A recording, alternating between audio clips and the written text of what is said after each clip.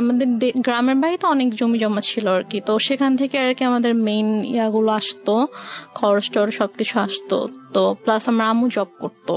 আব্বু অসুস্থ হওয়ার পর থেকেই মানে মোটামুটি বলা চলে যে আমার আম্মু একটু মানে বদলে যাওয়া শুরু করে। এটা কি বাবা অসুস্থ হয়ে যাওয়ার পরে হ্যাঁ। ফার্স্ট টাইম আপনারা নোটিস করলেন? আপনার বড় বোনের সাথে আপনার বয়সের ডিফারেন্স কত? আমার আপুর সাথে আমার 6 বছরের পার্থক্য। তার মানে উনি হচ্ছেন রাইট নাও 30 এবং আপনি হচ্ছেন 24। 24। ওকে, সো আপনি যখন 2.5 বছরের ছিলেন, আপনার বোন তখন বলা যেতে পারে 7 থেকে 8 বছর বয়স। 7-8 বছর এরকম। আচ্ছা, তো ওই সময় আপনার বাবা ফুললি হসপিটালাইজড। আব্বু ফুললি হসপিটালে। কি করতেন উনি, পেশায় কি ছিলেন?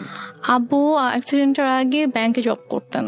আচ্ছা, তো ওই সময় মা খারাপ আচরণ করা শুরু করলো? মানে আপুই বেসিক্যালি আমাকে পেলেছে আর কি ছোটবেলা থেকে আমাকে, কারণ আম্মু বেশিরভাগ সময় হয়তো জবের কারণে বাইরে থাকতো, আব্বু সিক ছিল, সব দায়িত্ব আম্মুকেই নিতে হতো। ও, মাও তখন জব করতো? হ্যাঁ, আম্মু জব করতো। তো তখন থেকে আর কি আম্মু বাসায় আসলেই দেখা যেত খুব অল্পতেই রেগে যেত, তারপর অনেক খারাপ ব্যবহার করতো। তো এগুলো নিয়ে আর কি আব্বুর সাথেও আম্মুর একটু ঝামেলা শুরু হয়ে যায় যে তুমি কেন বাচ্চাদের সাথে এরকম ব্যবহার করছো, এটা তো ঠিক করছো না তুমি। তো তখন থেকে আর কি বলা যায় যে আমাদের জীবনটা বদলে শুরু করে। আমরা অনেক হ্যাপি একটা ফ্যামিলি ছিলাম মোটামুটি। অ্যাক্সিডেন্টটা কিসের অ্যাক্সিডেন্ট হয়েছিল? অ্যাক্সিডেন্টটা হচ্ছে আব্বু গ্রামের বাড়িতে যাচ্ছিল, আমাদের বাসা থেকে গ্রামের বাড়িতে যাচ্ছিল। তো তখন আর কি একটা ট্রাক এসে টেম্পু টাইপের যে ইয়াগুলো থাকে না গ্রামে, একটা জায়গা থেকে একটা জায়গায় যায়, ওইরকম একটা গাড়িতে আব্বু ছিল আর কি। একটা ট্রাক এসে উপরে উঠিয়ে দেয়, গাড়ির যে স্টিয়ারিংটা থাকে স্টিয়ারিংটা একদম আব্বুর পেটে ঢুকে যায়। ঢুকে মানে খুবই ডেঞ্জারাস অ্যাক্সিডেন্ট হয়। আব্বুর শরীরে অনেক হাড্ডি ভেঙে যায়, তারপর হচ্ছে স্টিয়ারিং ঢুকে একদম আব্বুর পুরো পেট একদম মানে চিড়ে ফেরে জাস্ট সাইডে একটুখানি ঝুলে থাকে, এমন অবস্থা। পেটের ভিতরে যা কিছু ছিল সবকিছু বের হয়ে যায়, মানে খুবই মানে ডেঞ্জারাস একটা অ্যাক্সিডেন্ট। আব্বুর বাচ্চারই কথা না, রাইট? এখন আলহামদুলিল্লাহ আল্লাহ হায়াত দিয়েছিল জন্য আব্বু অ্যাক্সিডেন্টের পরে 14 বছরের মতো বেঁচে ছিল। বাট মানে যে অবস্থা ছিল আব্বু হাঁটতে পারতো না। আচ্ছা, আব্বুর 11 মাস পরে যখন আব্বুকে বাসায় নিয়ে আসা হলো তখন আব্বু হাঁটতে পারতো না, আব্বু টোটালি হচ্ছে বিছানায় ছিল। তো আম্মু তখন আর কি আব্বুকে অনেক টেক কেয়ার করেছে। আব্বুকে হচ্ছে আমরা মানে যে ওয়াকার, বেবিরা যেরকম ওয়াকারে হাঁটে আমরা ওরকম করে আব্বুকে নতুন করে আব্বুকে বসানো শিখাইতে হয়েছে, আব্বুকে দাঁড়ানো শিখাইতে হয়েছে, দেন ওয়াকারে করে আব্বুকে হাঁটাতে হয়েছে। তো তারপর যাই হোক অনেক বছর পার হলো, 2001-এ আমার বড় বোনের বিয়ে হয়ে যায়। আচ্ছা, আপুর খুব অল্প বয়সে বিয়ে হয়, তখন 14 বছর বয়স ছিল। তো মানে অনেক ভালো ছেলে পেয়েছিল, এই জন্য হয়তো মানে বিয়ে দিয়ে দেয় আর কি। 14 বছর বয়সে? হ্যাঁ, আপুর যখন 14 বছর বয়স। তারপর 2001-এ বিয়ে হয়, তারপর 2005-এ আপু দেশের বাইরে চলে যায় হাজবেন্ডের সঙ্গে। আপুর হাজবেন্ড দেশের বাইরে থাকতো। তারপর 2005-এ দেশের বাইরে চলে যাওয়ার পরে আমরা হচ্ছে তখন তো আমি একা একদম, আব্বু আম্মু আমি। এর মাঝে তো অনেক মানে কি বলবো, নিজের মা সম্পর্কে আসলে এইভাবে কথাগুলো বলতেও আমার খারাপ লাগছে, তারপর বলতে হয়। 2005-এ আপু চলে যাওয়ার পর থেকে আর কি আম্মুর মানে ব্যবহারগুলো বেশি খারাপ হওয়া শুরু করে আমার সাথে, আব্বুর সাথে। বাবা কি তখন জব করছে নাকি একদম? বাবা বেসিক্যালি হচ্ছে যে অ্যাক্সিডেন্টের পরে বাবা জব করতো না, কারণ বাবা হাঁটা চলাই তো অনেক বছর করতে পারেনি। তারপর কি বাবার হচ্ছে যে কিছু মানে জায়গায় হয়তো টাকা দেওয়া ছিল বিজনেসের ইয়াতে, ওখান থেকে আসতো প্লাস বাড়ি থেকে আসতো, ওভাবেই আর কি আমাদের সংসার চলছিল। তারপর 2006 সালে আপনারা তখন কোথায়? আপনারা কি তখন ঢাকাতে নাকি? না, আমরা তখন ঢাকাতে না, আমরা তখন আমাদের বাড়িতে গেলেন কবে? বাড়িতে গিয়েছি আমরা হচ্ছে 1 বছর একটু বেশি সময় হচ্ছে ঢাকায় ছিলাম। আচ্ছা, তারপর হচ্ছে তখন থেকে আমরা বাড়িতে মানে 96-এর কি মাসে অ্যাক্সিডেন্ট করেছিল সেটা আমার মনে নেই, বাট আমরা হচ্ছে 13-14 মাসের মতো ঢাকায় ছিলাম। তারপরে আর কি আমরা বাড়িতে চলে যাই। বাড়ি কোথায় চলে গেলেন? আমাদের বাড়ি তো সিরাজগঞ্জ চলে গেলেন। আচ্ছা, তো সিরাজগঞ্জ মানে হচ্ছে আপনার বাবার বাড়িতে চলে গেলেন? না, আমাদের বাসা, আমরা যে বাসাটা তখন আমরা ভাড়া থাকতাম, ওখানে 1 বছর বাবার এখানে থেকে ট্রিটমেন্ট করাতে হয়েছে বাবাকে শুধুমাত্র। তারপর আমরা সিরাজগঞ্জে চলে যাই। তো ওখানে আমাদের বাসা ছিল, ওখানে আমরা যাই, গিয়ে ওখানে থাকি আর কি। আম্মু কিছুদিন পরে হচ্ছে জয়েন করে, আম্মু আগেও জব করতো, এই সেম জবটাতে আম্মু আর কি জয়েন করে। আচ্ছা, আর আব্বু হচ্ছে ওই টুকটাক মানে বেশি তো হাঁটাচলা করা নিষেধ ছিল, বলেছিল যে যতটা সম্ভব রেস্ট নিতে। তো আব্বু এরকম মানে জবে আর যাওয়া হয়নি, তো টুকটাক বিজনেস করতে ভাবে চলতো আর কি আমাদের। তো তারপর হচ্ছে 2006 সালে একটা ঘটনা আমি দেখি আর কি, মানে আমি ঘুমাচ্ছিলাম, তো ঘুম থেকে উঠে আমি যখন আম্মুর মানে বেডরুমের দিকে যখন আমি গেলাম, তো গিয়ে আর কি আমি খুবই আপত্তিজনক একটা আমি দেখি। সো তারপর থেকে আর কি আমার আম্মুর প্রতি আপনার বাবা কোথায় তখন? আমার আব্বু তখন বাইরে ছিল। বাইরে বলতে? বাইরে হচ্ছে আব্বু ওই ব্যবসার কাজে আব্বু বাইরে গিয়েছিল, একটা শপ ছিল ওখানে আব্বুর, তো ওই শপে গিয়েছিল আর কি। আচ্ছা, সো আপনি যে আপত্তিকর অবস্থাটা দেখলেন, এটা কি বেসিক্যালি আপনি ফার্স্ট টাইম নোটিস করলেন এরকম? হ্যাঁ, আমি কোনো ফার্স্ট টাইম নোটিস করলাম এরকম Okay. কিছু। তো তখন আপনি স্কুলে পড়েন? তখন আমি মেবি ক্লাস 7-এ পড়ি। Okay, so স্কুলে পড়েন, হাই স্কুলে পড়েন। স্কুলে পড়ি হ্যাঁ। তখন আমি। তো তারপর ওটা দেখার পর থেকে আম্মু তো প্রচন্ড ভয় পেতাম, মানে দেখা যেত যে আম্মু কিছু একটা বললে অথবা একটু জোরে কথা বললে আমি ভয় পেয়ে যেতাম, বুকের ভিতরে কাঁপুনি শুরু হয়ে যেত যে এখন কি হবে কি হবে। তো তারপর ওই ঘটনাটার পর থেকে আমি জাস্ট রুমে ঢুকে যখন দেখেছি সাথে সাথে আমি রুম থেকে বের হয়ে গিয়েছি আর কি, আমি আমার রুমে চলে গিয়েছি। তো তার কিছুক্ষণ পরে আম্মু এসেছে আমার রুমে, তো এসে আমাকে বলছে যে যা দেখেছো সেটা যেন বাবাকে না বলা হয়, যদি বলো তাহলে কিন্তু তোমার খবর আছে। আচ্ছা, মানে মা আপনাকে সবসময় এই ধরনের শাসনই করতো? শাসনই করলো বিষয়টা নিয়ে? হ্যাঁ, আচ্ছা, শাসনই করলো। তারপর আমি তো আমি আগে বলেছি যে আমি প্রচন্ড ভয় পেতাম আম্মুকে, তো আমি আর কিছু বলি না, বাবা আসার পরও কিছু বলি না। তো তারপর এভাবেই চলছিল।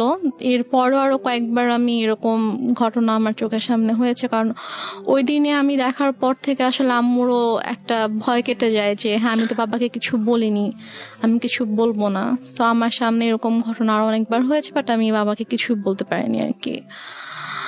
তো তারপরে গিয়ে আমরা 2007 সালে আমরা নিজেদের বাসা করি। তো সিরাজগঞ্জে, হ্যাঁ, নিজেদের বাসা করি। নিজেদের বাসা করার পরে ওখানে আমরা শিফট হই।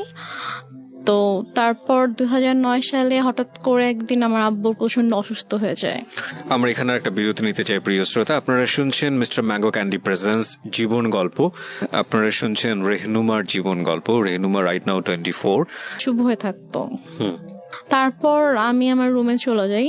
তো হঠাৎ করে প্রায় 10-15 মিনিট পর আব্বু চিৎকার করে আমাকে ডাকে। তো আমি ছুটে আব্বুর রুমে যাই। তো রুমে যাওয়ার পরে দেখি যে আব্বু বলছে আমার খুব খারাপ লাগছে, তুমি আমাকে বারান্দায় নিয়ে যাও। আচ্ছা, তো আমি আব্বুর রুম থেকে আব্বুকে ধরে বারান্দায় নিয়ে আসি। তো আব্বু যখন থেকে ব্যথা শুরু হয় তখন থেকে আব্বু জাস্ট বুকে হাত দিয়ে রেখেছিল, যেখানে ব্যথা করছিল। আব্বু বসতে পারছিল না, শুতেও পারছিল না, শোয়া হয়েছিল বিছানায়। তো আমি আব্বুকে ধরে বারান্দায় নিয়ে যাই। নিয়ে যাওয়ার পরে আব্বুকে চেয়ারে বসিয়ে দিই। তো তারপর আব্বু বমি করে দেয়। তারপর আমি মাকে ডাকতে যাইনি। তো তারপর আব্বু পরপর 3বার বমি করেছে। তো বমি করার পরে তারপর আব্বুকে নিয়ে আবার রুমে নিয়ে গিয়ে বিছানায় শুয়ে দিলাম। তারপর আব্বু আমাকে মানে হাত জোড় করে মানে আমাকে বলছে যে আমাকে মাফ করে দিও। তা আমি বলছি তুমি এভাবে কেন কথা বলছো? বলছে যে আমি তোমার জন্য কিছুই করতে পারলাম না। মানে আমি তখন এতটাই মানে আমি তো কিছু বুঝতাম না তখন। আমি যদি এখন যদি থাকতাম ওই সিচুয়েশনে, আমি হয়তো বুঝতে পারতাম যে আব্বু হয়তো আর বেশিক্ষণ থাকবে না, এই জন্য ওইভাবে বলছে। বাট তখন আমি বুঝিনি আসলে। তা বলছে এভাবে কথা বলো না বাবা, তুমি ঠিক হয়ে যাবা, ভাই আসবে একটু পরে, তোমাকে হসপিটালে নিয়ে যাবো, তুমি ঠিক হয়ে যাবা, কিছু হবে না। তো তারপর ভাইয়া 5টার দিকে, ভাইয়া মেবি 4টার দিকে বাসা থেকে বের হয়। ওর বাসা থেকে তখন ঝড় বৃষ্টি থেমে গেছে, বাট স্টিল কোথাও অ্যাম্বুলেন্স নেই। তো ভাইয়া হেঁটে হেঁটে রাত 4টায় স্বাভাবিকভাবে একটা ছোট শহরে। কোন ভাইয়া ছিল? ভাইয়া ওই যে আমি বললাম যে একটা কাজিনকে ফোন করছিল সে রাত থেকে। 4টা মানে কি ভোর 4টা? ভোর 4টা, হ্যাঁ। তো ভোর 4টায় ভাইয়া বাসা থেকে বের হয়ে যায়, হচ্ছে হসপিটালে যায়, সে কোনোভাবে কোনো অ্যাম্বুলেন্স ম্যানেজ হয় কিনা। এই সময়ের মধ্যে মা আসেনি রুমে? মা একবারও আসেনি। আচ্ছা।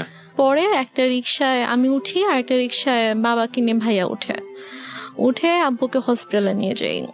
তো নিয়ে যাওয়ার পরে ওখানকার ডক্টররা চেক করার পরে বলছে যে একটা মাইনর স্ট্রোক হয়েছে। আচ্ছা, বাট যদি সময় মতো আনতে পারতাম হয়তো অবস্থা এখন খুবই মানে একটু ক্রিটিক্যাল হয়ে গেছে। ওটা থেকে আমরা সেভ করে যেত। দেখছি, হ্যাঁ আমরা দেখছি, বাট যদি রাতে আনতে পারতেন। মানে জিজ্ঞেস করেছে যে কখন থেকে এরকম হচ্ছে, তো যখন আমি ডিটেল বললাম ডক্টরকে তখন বলছে যে রাতে আনা উচিত ছিল। তো বললাম আসলে রাতে এরকম সিচুয়েশন ছিল না যে আমি হসপিটালে নিয়ে আসবো আব্বুকে। তো তারপর ইসিজি করা হলো, সব চেক আপ করা হলো আব্বুকে। আব্বু সারা রাত তো ঘুমায়নি, তা আব্বুকে ঘুমের ইঞ্জেকশন দেওয়া হলো ঘুমানোর জন্য।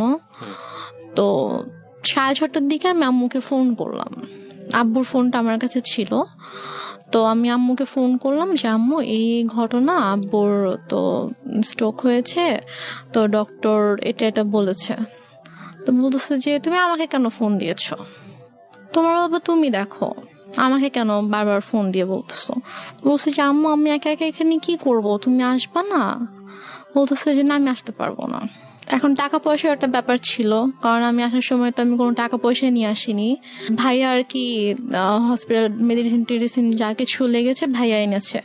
তো তারপর আমি আম্মুকে বললাম যে আমার তো টাকা লাগবে, হসপিটালে তো টাকা লাগবে, তো টাকা লাগবে, তুমি তোর বাবাকে বলো কোথায় টাকা রেখেছে এসে নিয়ে যাও, আমি কিছু জানি না, আমাকে আর ফোন দিবা না, আমাকে বিরক্ত করবা না। তো তারপর আমি আর মাকে ফোন দিই না, আমি আমার চাচুকে ফোন দিই।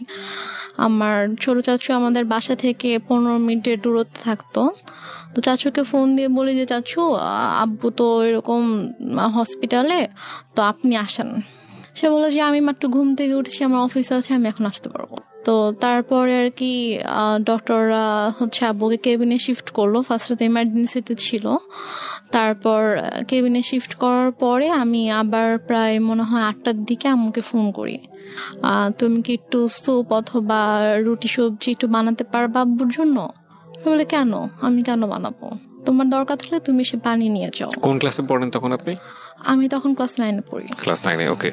তো কি মনে করে আম্মু আবার প্রায় আধা ঘন্টা পরে ফোন দিয়েছে, ফোন দিয়ে বলছে যে একটু পরে তো বুয়া আসবে, তো বুয়া আসলে আমি বুয়াকে দিয়ে নাস্তা বানিয়ে পাঠিয়ে দিব।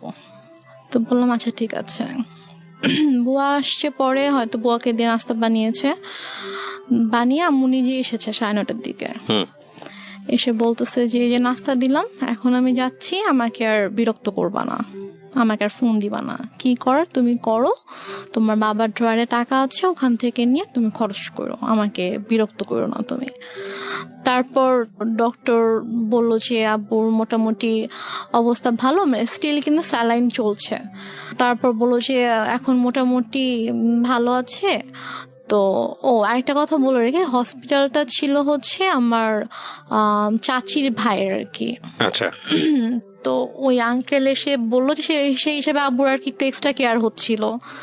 তো তারপর 8টার দিকে ডক্টর এসে বলল যে এখন মোটামুটি ঠিক আছে, কোনো রিস্ক নেই। তো উনি ঘুমানোর তো ইঞ্জেকশন দেওয়া হয়েছিল, তো উনি ঘুমালে উনি বেটার ফিল করবে, আপনারা ওনাকে বেশি বিরক্ত করেন না, এটা বলছে আর কি। তো বলার পরে তো আম্মু বললো যে ঠিক আছে, আমি তো সারাদিন ছিলাম, আমি এখন চলে যাই, তুমি থাকো। আমার সাথে আমার একটা ভাগিনা ছিল, মানে ও আর আমি সেম এজেরই ছিলাম। তো আমি আর ও হসপিটালে ছিলাম, তো আম্মু চলে গেল। যাওয়ার পরে আমাকে আম্মু বাসায় চলে যাওয়ার, হসপিটাল থেকে আমাদের বাসার দূরত্ব ছিল 5-6 মিনিট, রিক্সায় করে 5-6 মিনিট দূরত্ব ছিল।